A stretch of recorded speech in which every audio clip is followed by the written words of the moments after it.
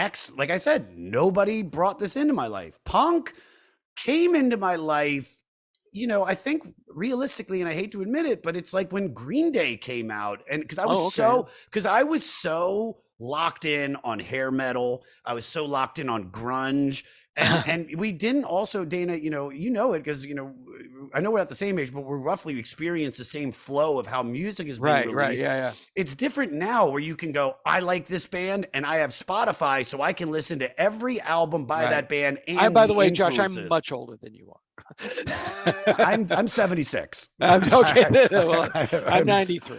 okay. I'll give you that.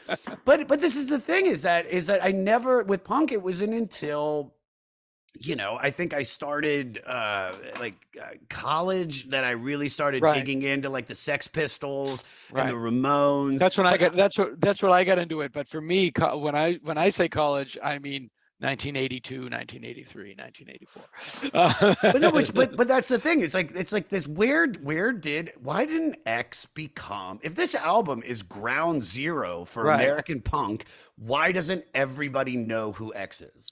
Yeah. Well, that's one of those questions, and it's why Billy Zoom left the band eventually, because he was frustrated with their lack of like mainstream success. Ain't Love Grand was an attempt to go mainstream, and as Thomas Berger wrote in Little Big Man, one of my favorite lines: sometimes the magic works and sometimes it doesn't. Yeah. Like Elvis Costello. Elvis Costello was set to be Springsteen. He and Springsteen were like this. Neck and neck, yeah. Yeah, and then in '79, Elvis made Get Happy, and Springsteen made The River, and they went. Yeah. Wasn't it was just like more intellectual, and that's Yeah, kind I of think so. I think that yeah. was the same with X. It was they had some hits, but they were too good. And which is not to say that people that have giant mainstream success aren't good. Blondie and Talking Heads had The Police were Huge, massive, massive and success. Yeah. yeah, and it's just a matter of what's catchy and what ain't. They don't play favorites. I think X is a better band than The Police, but you can't Wow.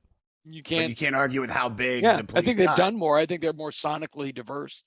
Um, Maybe and I if like their John Doe songwriting. Yeah. maybe if John Doe would have worn more flowy shirts and talked Yeah, about tantric, they all et died. They cetera. all dyed their hair blonde. Yeah, they were like Um, made, but like Sting was made to be a star. Like sure, he's absolutely. Yeah, gorgeous. Him and Debbie Harry. It's like, yeah, Speaking of which, because I've been going to any night I have off from stand up, I go to concerts while living here in New York because this is the city of every night there's a good show in so many sure. great venues. I saw Blondie. I saw Blondie at Pier 17, Oh and yeah, I saw them a year ago. They were great. still great. Yeah. I mean, she looks incredible. She's still a fucking rock Yep. star.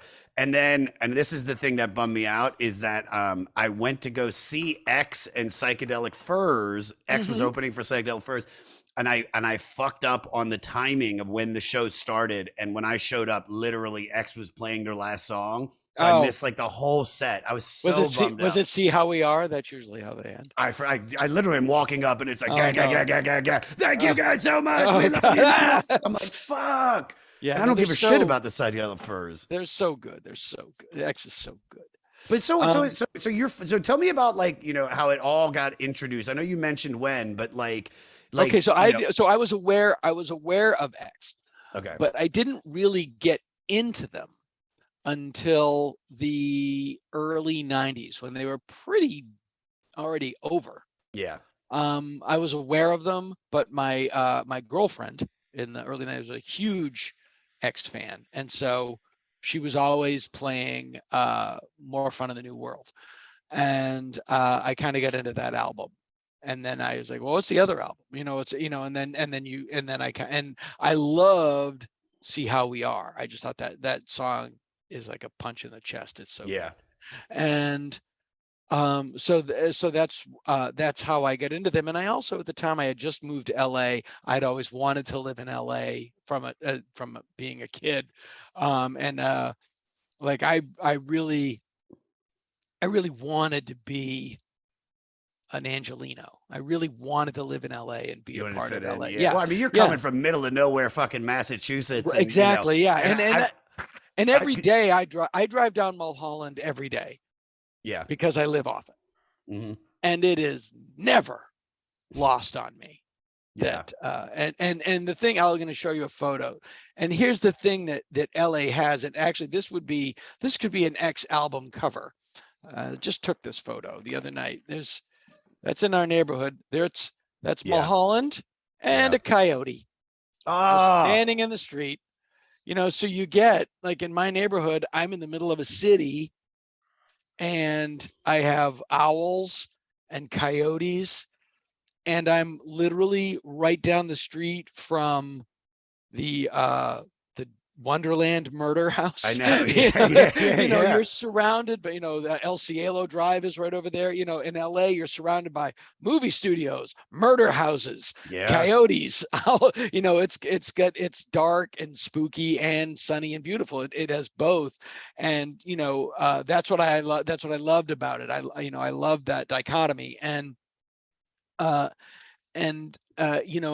X being such an LA band, and capturing a moment. And there are other, another LA band that really captured a moment, Jane's Addiction. It's a great example of, like, that's Ben Constantine, that's that period of time. That's 1997 or I think 5. It's like that's that moment. That record is that moment. Sure. And X did cover late 70s, early 80s punk scene Los Angeles like nobody else, but their songwriting Yeah.